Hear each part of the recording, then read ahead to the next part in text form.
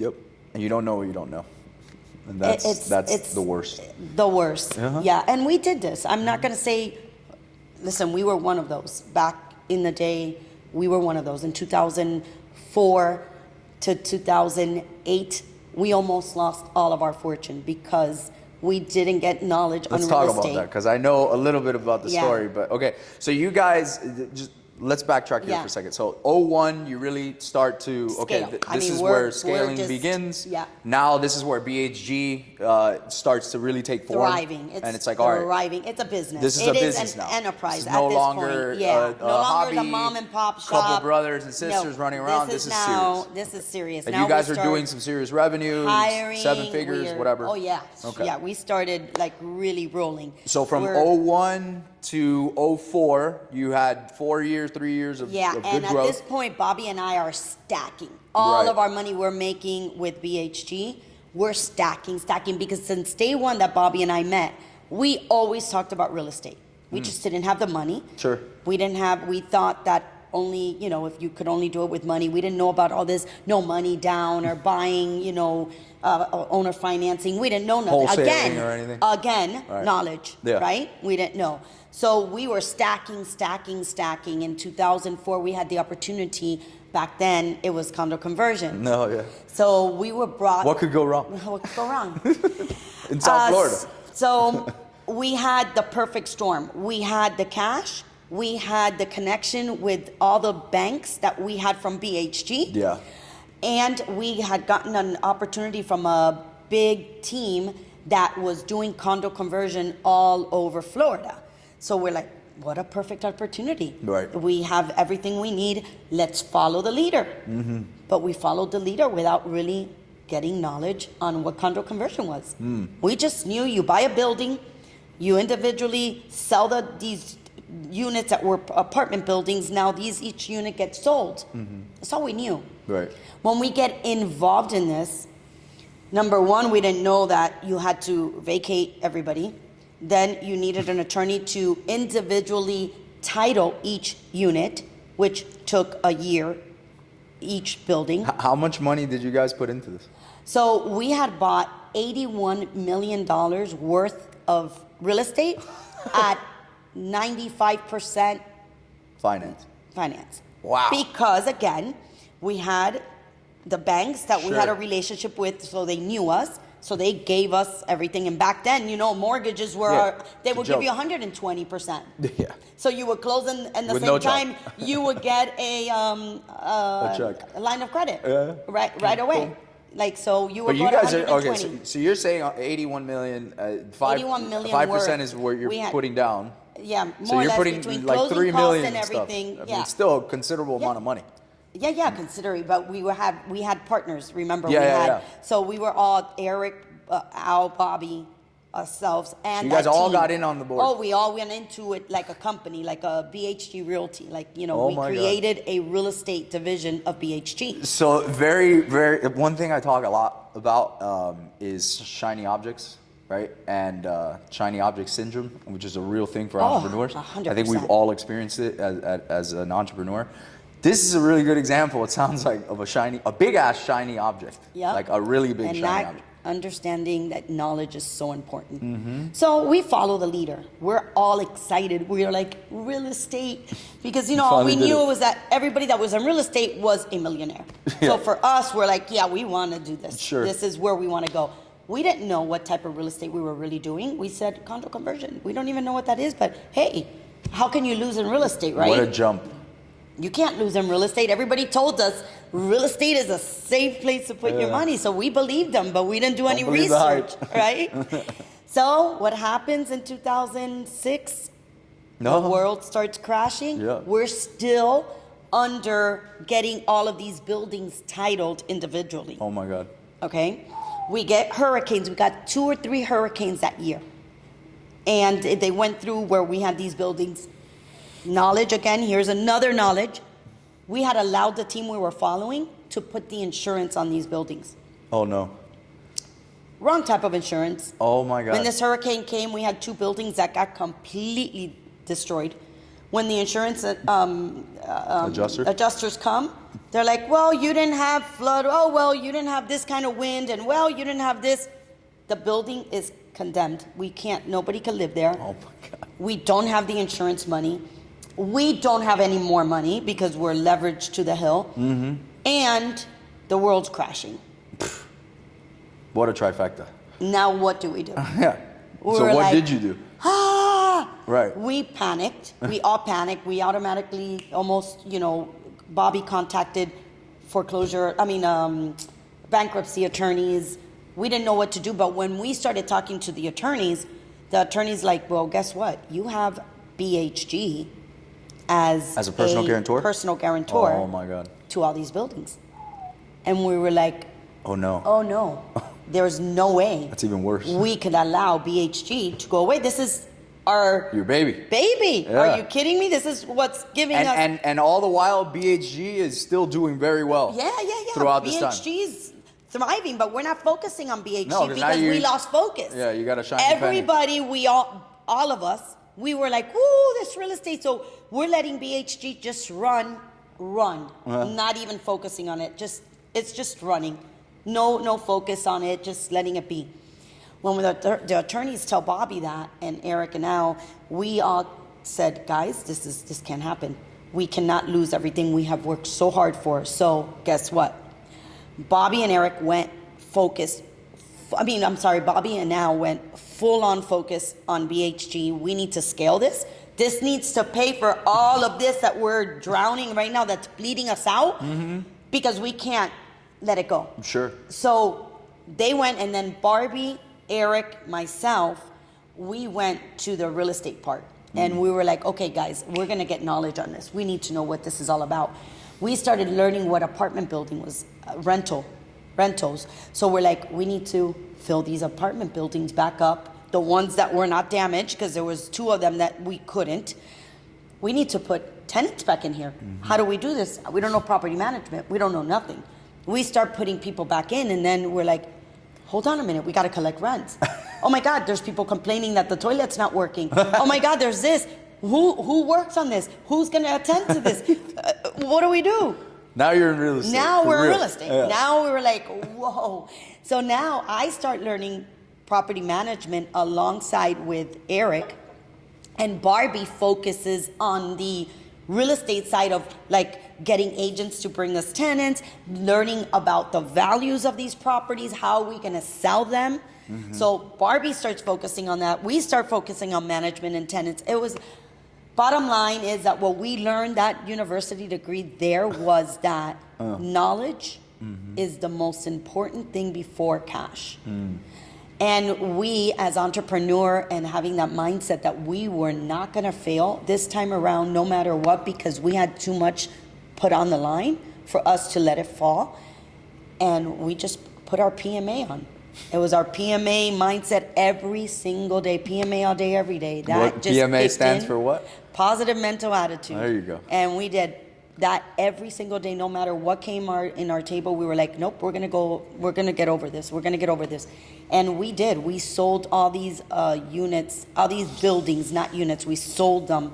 And we lost money. We came to the table at closing. We would come with money to the closing. We were one of the only ones, condo converters in South Florida, that did not default with Ocean Bank.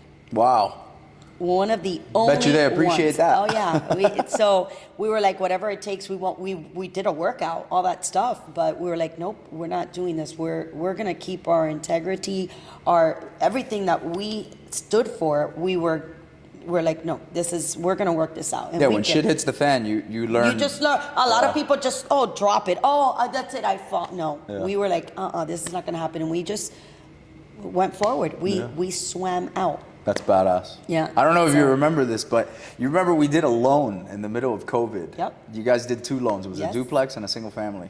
Sure and did. I remember, I'm only bringing this up because doing the right thing, it really does have a place, always, by the way. Always. But yeah, but when COVID hit, like I'm talking about March of 2020, Bobby and her did a private loan to us for like $175,000 or something. It wasn't anything crazy here in Miami. Shit hit the fan. The week that we decided to list this flip was the last week of March in 2020. If anyone recalls what happened there, something very important happened in that month. I can't recall what it was. And then we lost 4 buyers back to back because everybody was losing their jobs. Anyway, I remember being on a phone call with Bobby, and honestly, $175,000 is not a considerable amount of money, right, for you guys. Anyway, but it's the principle. And I remember talking to Bobby, and I was like, Bobby, I stayed up at night, and I told him, I said, dude, I can't get this shit out of my head. Like, it was really stressing me out, and it was the last deal we had together. And I said, Bobby, we are going to refi this property, and we're going to keep it as a rental. We're going to get you all your money back. You're going to bear with us because, you know, appraisals and the whole COVID thing, we don't even know where the fuck the appraisal... Yeah. Oops, I dropped an F-bomb there. But we don't even know where this appraisal is going to come in or if it's even going to come in. Anyway, so we did that, and then we ended up paying the profit that you guys, which was like 10 grand. It wasn't anything crazy. But anyway, I remember sending the wire, and I was on the phone with Eddie and with Bobby, and I'll never forget what Bobby said. He goes, hey, listen, these are the times that people are always going to remember it. You guys have my cell phone. If you ever need anything, you got my number. Really appreciate you guys doing the right thing. And that stuck with me for my whole career because I never forgot that. If one thing I could give anybody advice on is that always stand behind your word. Yeah. Always. It goes so far long in business. Mm-hmm. Even if you have to renegotiate, take a time, whatever it is, but when you say something, do it. Because in this business, it's all about your reputation and doing what you say. Mm-hmm. It is. Well, I can tell you right now, it was extremely important. Uncomfortable. It wasn't easy. No bank wanted to deal with us because of the COVID situation. This is like midsummer now of 2020. No one knows. All the LTVs are completely different. The values are completely different. We couldn't find a buyer to save our lives. We went through 4 of them that got defaulted because they couldn't get approved. And this is a lower income area in Liberty City. So it wasn't like we were at a very high end area. So that area got hit hard, but I mean, naturally, it's not what I wanted to do. And I'm like, well, I didn't want to end up with a rental. I wanted to flip it and make 60 grand. Yeah. Now I got to refi. Now I got to pay the closing costs and the origination fees and all this stuff. I think the thing was cash flowing like $600 a month, which was a positive. But I just remember I was like, and we're going to pay the profit. And Eddie was like, I don't know if he's expecting the profit. I was like, it doesn't matter if he's expecting it. It's the right thing to do because that's what we said. And I don't want to show him in the middle of a crisis that we pissed our pants. You know, that's kind of the whole point, right? Yeah. And I think that's something I've always appreciated from people from 07 and 08, the ones that made it through, like you guys.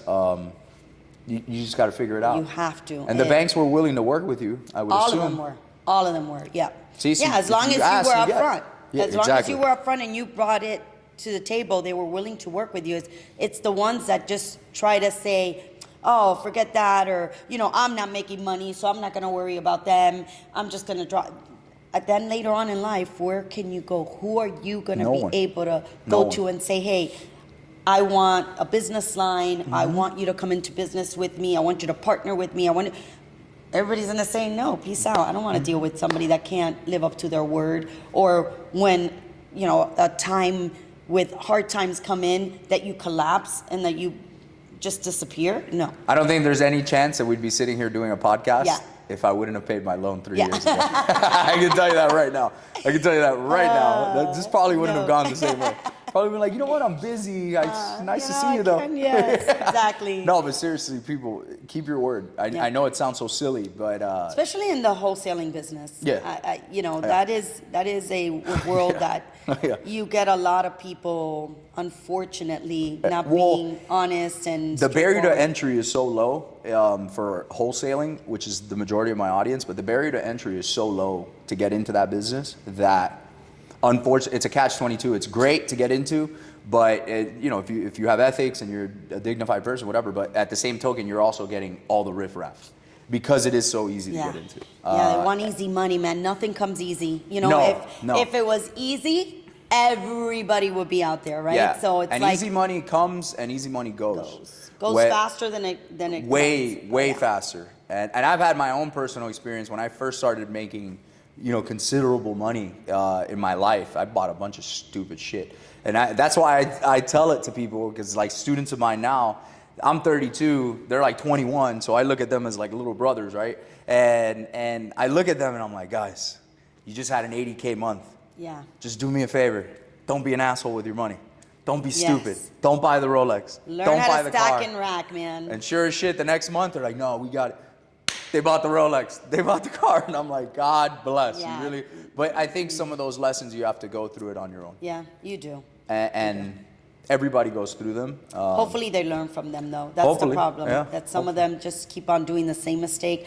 My daughter always tells me because I used to tell her, stop tripping over the same rock. Yeah. You could trip over a different one, but don't trip over the same rock. You already did that mistake. You saw that it didn't work. Why are you continuously doing the same mistake? Learn from them. Yeah. Take those mistakes and make them be your bright future. Yeah. My mom always know? I mean, I'm sure you've told them too, pero, ¿cómo se dice? Oh man, I forgot the expression now. But I'll remember it in a second. But yeah, I mean, cuando tú ibas, ya yo venía. Okay, Yes. la segunda Yes. vez. La And se- she always sí, tells sí. me that. And I'm like, Yep. okay. See, yeah. it's true. And even in business, when I started to do well in business, because she's in business with me and she flips with me too, which is awesome.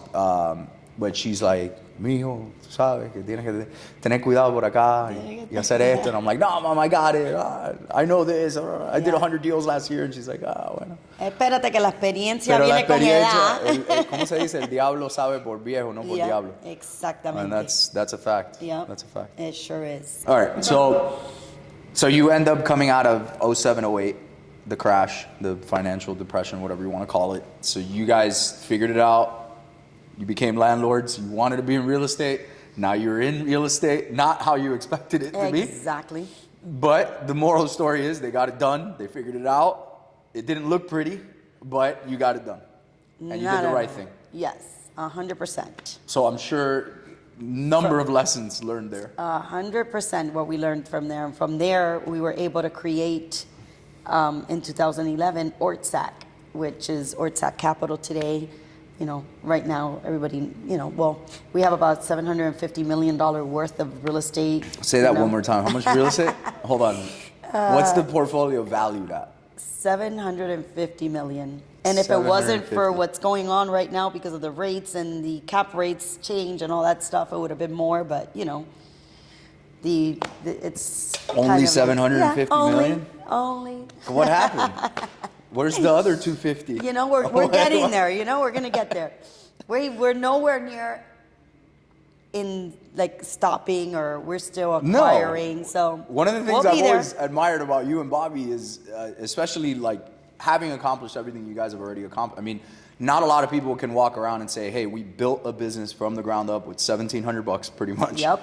Scaled that all the way to north of $1 billion as a sale. You actually had an exit, a very clean exit. Yeah, very clean. No stock, no nothing. Let's talk about that, because you did it in 3 parts, no? The sale? We did it in 3 parts because we weren't looking to get out of the business. It was just that, one of the banks that we were doing business with, that was one of our lending partners, knocked on the door. Was it Pinnacle?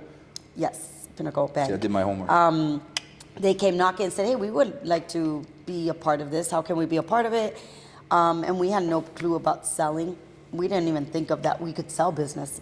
That again, So that wasn't even knowledge. not knowing what you don't know, right? No, again, So you guys didn't even knowledge. have that We didn't even know in what your mind. EBITDA was back then. No way. I swear. It was like we didn't have, Bobby knew a little bit more about it, but really wasn't, he didn't get knowledge on it. None of us did. We were Sure. just like, we're never going to sell this business. For me, BHG was going to be in my life for the rest of my life until the day I was no longer here. Right. So when that happened, we said, of course, we want. It was only 19%. I think it was the first bite of the apple. And then when that happened, Bobby was like, wait, why did they want to buy 19% at this much money? What There's was the something valuation going on at that time? I believe the evaluation back then was 250. So the whole business was valued at 250? That's what they had evaluated Right. at, but it really wasn't. Right. It was way more. Way more. But we didn't know EBITDA, so we didn't know what the, and also You don't we were know what focused, you don't know. like Bobby likes to say, we were focused on our business, not on what the market was asking for. So we, like, again, no knowledge, we sell, and Bobby, like Bobby is, he started really understanding selling a business. What was EBITDA? What am I doing here? Why? So then he was like, you know what? He talked to our business partners, and he's like, we need to sell another percentage and sell 49% total, and we manage it at 51% ownership. But this time around, we're gonna evaluate it, and then at that point it was at 600,000 million. I mean 600 million. Sorry. And Pinnacle had first right of refusal, and Bobby told them, this is what's going to happen. They're like, oh no, you're crazy. How are we going to buy it at 250 million and now you're going to tell me 600 million? No, you're crazy. And Bobby goes, I understand. That's great. We're going to put it on the market. So if you want it, you have first right. If not, we understand. And of course, they came back and they're like, we're taking it. At 600. At 600. And how much percent did you sell the second time? At that point, it was 49% Pinnacle, 51% us. So we still managed the bill, the whole entire company. So that sale would have been almost like 300 mil is what they bought, like two something, high twos for the 49%. Yes, exactly. Okay. Yeah, I have to do numbers here. Yes, I don't remember. It was too long ago. It was a lot. It was a lot. Okay, it was a lot of zeros. And then that was, I don't know, like 3 years later. Bobby always in this business always had an imagination that whenever we reached a $1 billion evaluation, that he was going to be ready to tap out, right? That's something where and Bobby's a very focused and goal-oriented. When Bobby writes down a goal, Bobby is going to get that goal. No matter what comes in his way, he's going to jump obstacles, fall in a hole, climb out of it. It does not matter. One thing Bobby has, he has horse blinders. And when he has that goal, he's reaching it. But I never thought that was going to happen. I'm here still. So all the while, he's telling, I mean, you guys obviously have to be communicating about this. Of course, but I was like, But you were more like, all right, yeah. Now I was so happy now.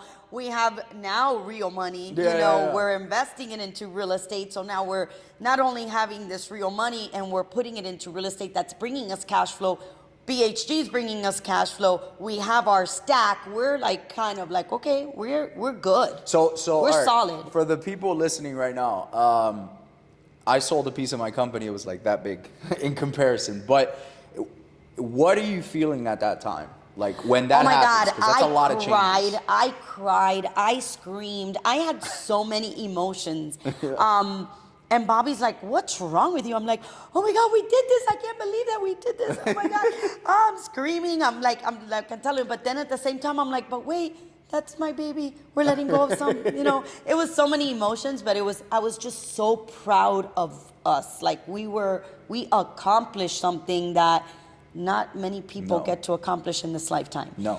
From no high school degree, no college, no university, no nothing, self-taught entrepreneurs with $0, and that we were able to do that. So it was like the first bite of the apple, I was hysterical. I was like, oh my God, I cannot believe this. We are actual millionaires. Like we are millionaires. I was like, no way. It was just so many emotions, so many. It was great. When we sold that Bobby, that was the first bite. This is when you moved out of Miami Lakes or no? No. That was way before. No, we already lived. We already lived in. No, you guys lived in Seven Isles. Already 7 Isles. Yeah, we did. We At already the first lived house. in Fort Lauderdale. Yeah, Yes, I remember. And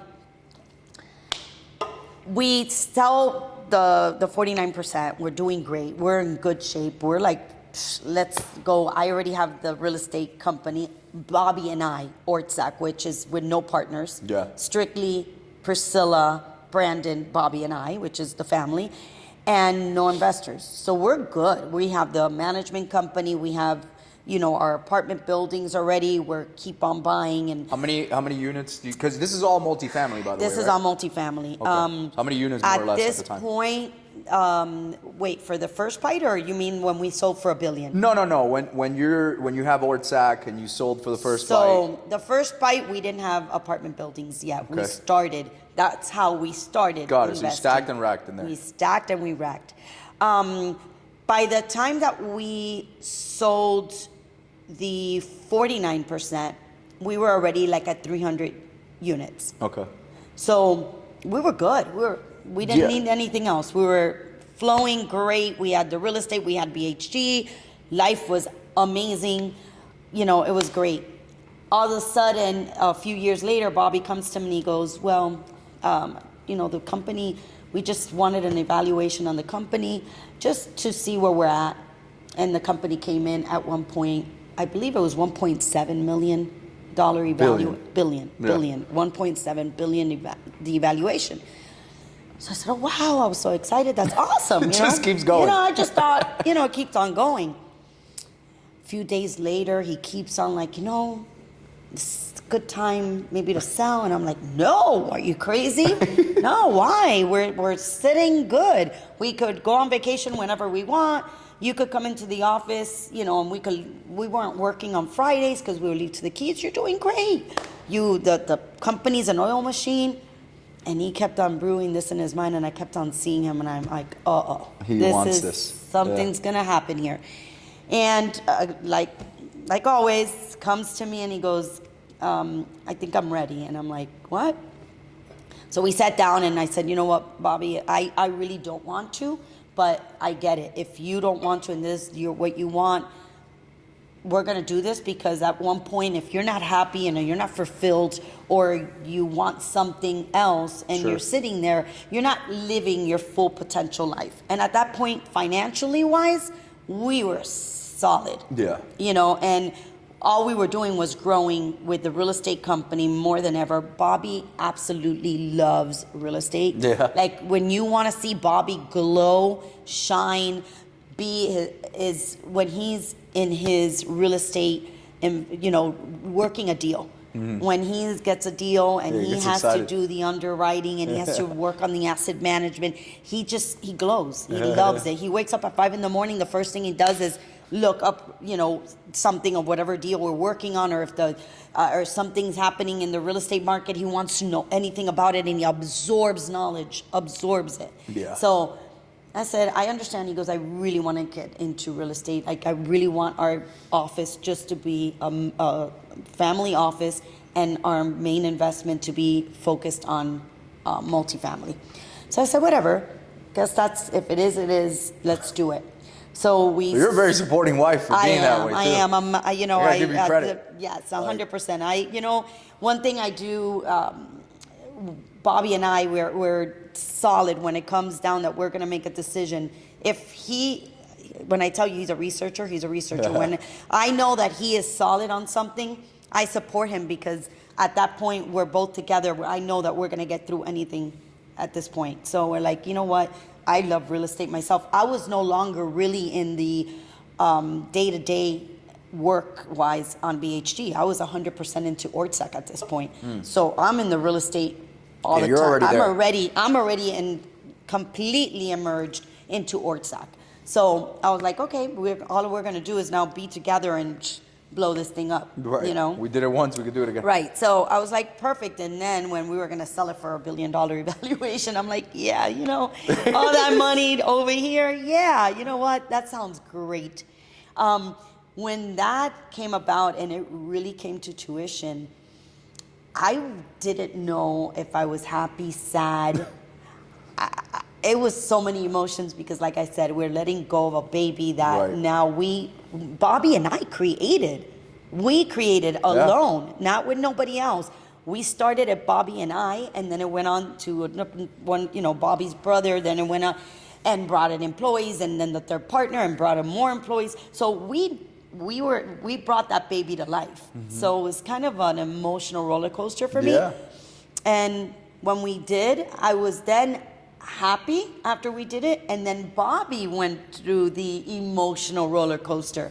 He was like, he was missing oxygen because he was no longer having to, he didn't have a whole entire village under him that he used to look over, mentor, How many employees did BHG Oh have my at God, this when time? we exited, it was about 800 employees. 800. Today, they're close to probably 1,800, something like Wow. that, maybe even more.